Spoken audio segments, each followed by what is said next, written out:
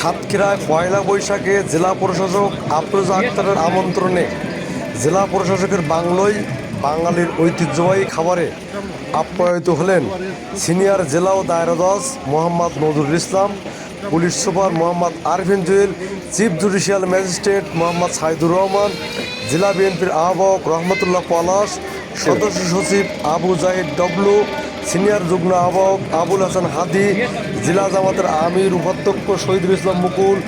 জেলা দুর্নীতি প্রতিরোধ কমিটির সভাপতি বিশিষ্ট সমাজসেবক আলহাজ ডাক্তার আবুল কালাম বাবলা, বিশিষ্ট ব্যবসায়ী খায়রুল মুজাফফর মন্টু, সাতক্ষীরা সরকারি কলেজের অধ্যক্ষ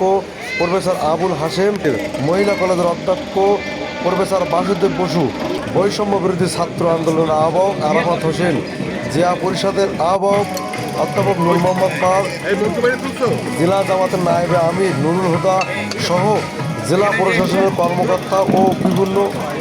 রাজনৈতিক, সামাজিক, সাংস্কৃতিক সংগঠনের নেতৃবৃন্দ পয়লা বৈশাখে জেলা প্রশাসকের আমন্ত্রণে ঐতিহ্যবাহী খাবারে আপ্যায়িত হয়।